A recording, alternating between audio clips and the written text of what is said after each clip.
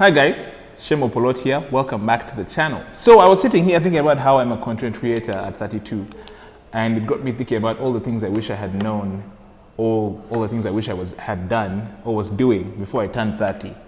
And that's what this video is about. Let's get into it. The first thing I wish I had done more of is invest. Okay, so I was fortunate enough to get a scholarship to study in America. I went to college there. I was in America for about 8 years. I had a job. I used to work in the sort of student union in America, and I had a very nice job because I felt like I was getting paid to do what I would be doing anyway, which is kind of what I'm trying to do now as well. But it was fantastic because I had a job, so I was able to make some money, and I used to get paid bi-weekly, and I used to splash that cash on frivolous things, mostly sneakers and watches and random trips to Disney World.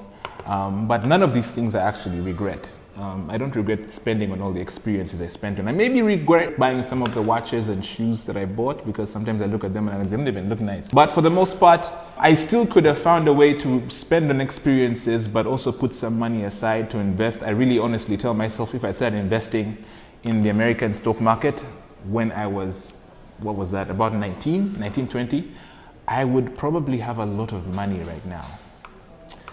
But I didn't. I started really late in life, and it's fine. It's a sunk cost, but you can do differently. If you don't have some form of monetary investment, I do recommend you look into it. Obviously, this is a privileged thing. People with very little income can't think about investing. But if you have some disposable income, if you're able to do that, then I strongly suggest that you look into some sort of investment options. If you live outside Uganda and in more developed markets, then there are a bunch of stock markets and bonds and funds that you can invest in. If you live in Uganda, then I do recommend looking into the treasury bills and bonds market as well, just because there's a lot of gold in there and the market is still really small, even though our economy is a bit shady right now. But for the most part, still bonds and treasury bills are still a very, very tried and true way to invest some of your money with some decent return. I definitely recommend you check that out. But that's it. I wish I had invested a lot sooner. The next thing that I wish I had done is budget.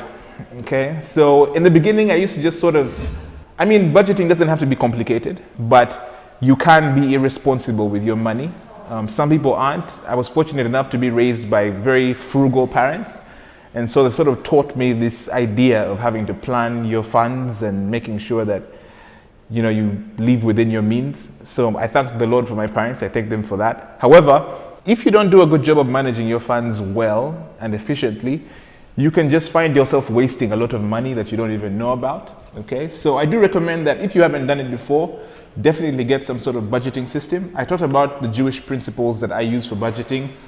I made a video about it a while back, and I think I also made the budget, and you can check out that video right here if you're interested. But right now, that's still what I use right now. I use the Jewish star principles to budget, and 10% tithe, 10% saving, 20% investing, 10% offering and giving, and then 50% spending. My goal in life, after I interacted with some of the lovely ladies from Lemonade East Africa, is to get your spend as low as possible and your save as invest as high as possible. So I'm trying to get to a point whereby I'm making enough money that I can say I'm going to spend 10% of my income and everything else is going to investing or saving. That would be really cool. You just have to make a lot more money. And I was just having a conversation with my friend, and the best saving strategy is to make a lot more money. So, but still, I recommend that you budget, and I recommend that you plan your expenses. What I usually recommend people who have no idea where to start is, first of all, you know how much you earn, you know all the different streams of income that you have. And the first thing to do is just track your expenses for about 3 months. Track every single thing that you spend on. And then after 3 months, just sort of evaluate and say, what things are absolute necessities? What things could I cut out? What things do I absolutely need to live my life by the quality and standard that I want? And after you figured out those things, and after you figured out what your expenses look like, then you can fit that into some sort of framework, like the Jewish Star Principles, or some other framework like a zero-based budget that some of my friends from Lemonade are working on, which I will share with you as soon as that is out. But yes, I absolutely recommend that you budget. It's important to know how much you're spending on certain things. I remember the day when I finally sat down to actually calculate how much I spent on eating out, and that's how I ended up eating potatoes every day of the week except Saturday. It was really valuable. So things like subscriptions, it's one thing to have Netflix, it's another thing to have Netflix, and then you have Spotify, and then you have some random app that you subscribe to that you don't really tell anyone about, and then you have a subscription to everything, because everything is a subscription these days, and I'm planning on launching one soon as well. But It's important to know how much you spend on certain things because you may not actually know, and it could help you save a lot more and use that money for something more productive, like maybe blessing someone else or maybe just investing more money. But anyway, budget, budget, budget. I absolutely recommend it. The third thing I wish I had done more before I turned 30 was read. Now, this is something I'm personally ashamed of. Most of the reading that I've done for most of my life has been academic. That's because I am from a medical healthcare background, and so most of the stuff I read is articles and journals and shorter stuff, right? Shorter stuff. I used to tell people that I read like for a purpose. Like I'm reading something so that I can learn something from this one thing. So even when I read a book, the books I read were a book on better data visualizations or a book on how to get good at doing this one thing. But I never really read non-fiction a lot more as I would have liked to. I haven't read most of the books that everyone has read. I'm just now catching up. I'm just now starting to read this stuff. And for me right now, I'm at a point in my life where it's really useful for me to be well read. One, because I like to write. I don't think you can be a good writer without reading. And so I feel like I need to consume as much written content as possible now so that I can improve my writing. But also because there's so many gems hidden in reading that I just didn't know about until now, and it's very sad. But I'm working on it. I'm reading it. Right now I'm reading this book by Tim Ferriss called The 4-Hour Work Week because I'm trying to figure out a way to liberate myself from the grind while making a ton of money. I'll let you know how I feel about the book when I'm done with it. Yes, read as much as you can. Read nonfiction, read fiction.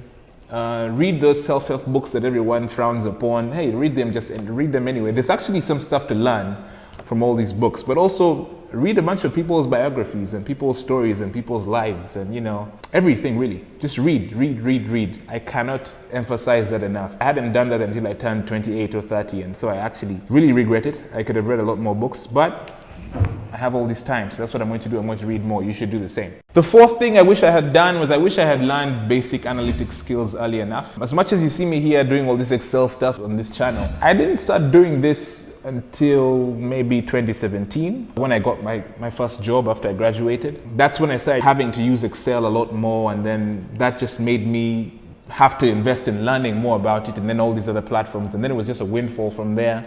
Then I started going into Python and R and all these other systems for analyzing and managing data better. I don't think that only analysts need to learn how to use Excel. I think everyone needs to have basic analytics skills for just life.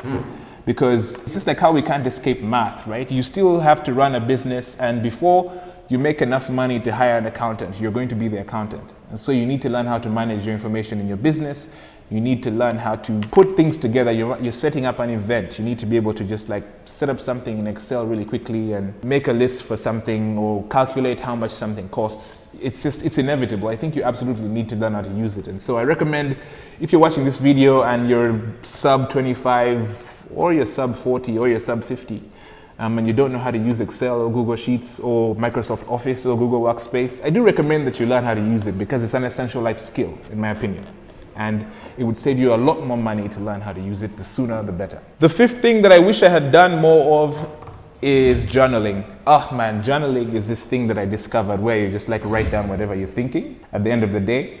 And it is oddly liberating and oddly refreshing. And also because it's really cool to look back in time and think about the things I was worrying about 2 months ago, 3 years ago, 5 years ago. Right? It's fantastic. So journaling for me helps me peek back into the past and see where I was. It gives me a lot of comfort because I look at times when I thought the world was coming to an end because I couldn't figure out this one thing, and now here I am as a content creator on YouTube, something which I would be absolutely terrified of doing if you asked me this 5 years ago. And so here I am. So it's interesting to see how much you change over time. It's interesting to see how much you evolve and how much you grow.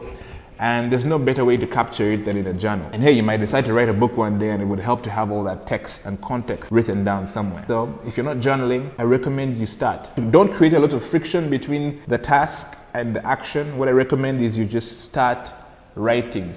Open your notes on your phone and just write a stream of consciousness and save it. That's what I do. If you make it a whole thing that you have to do, then usually you end up not doing it. But I definitely recommend it because it will change your life in ways you don't expect.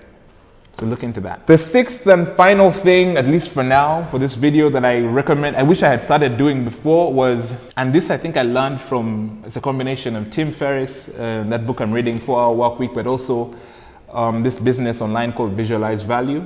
It's something called building systems instead of goals. So a lot of us at the end of the year, we like to sit down maybe after Christmas and write down all our goals for the year and saying, I want to do this, and I want to fly to this country, and I want to become a data scientist, and I want to get married, and I want to whatever it is, okay? So it's one thing to set goals, but what's even more important than setting those goals is actually building systems to see that you actually achieve those goals. If you write down a goal saying you want to be a data scientist, you have to break that goal down into all these little pieces and build a system around how to get there. So whether that's taking an Excel online course, whether that's learning how to code in Python, whether that's learning how to code in R, and actually, building this into your schedule and making that plan. If you're not able to create a system around your goal, then the year is going to end and you're going to be right back where you started, and you won't be a data analyst or a data scientist. The same applies for any of these other things. If your goal is to fly to Jamaica at the end of the year, figure out how much it costs to fly to Jamaica, round trip. Figure out, okay, it costs me $2,000. Figure out where you're going to get $2,000 from. Practically build a system to get you that $2,000. Even if it's just setting aside a certain amount of money from your paycheck every month that's eventually going to lead to $2,000 by a certain date, right? But otherwise, it's not magic. You're not going to magically fly to Jamaica. Build systems instead of goals. Highly recommend it. But that's it for now. Yes, first video I think I've made without a laptop in front of me. Feels kind of great. I feel like I'm pontificating and stuff. But yeah, anyway, if you like this video, don't forget to like, subscribe, and share this with anyone you know. Otherwise, good luck doing life, and I'll see you in the next one. Bye-bye.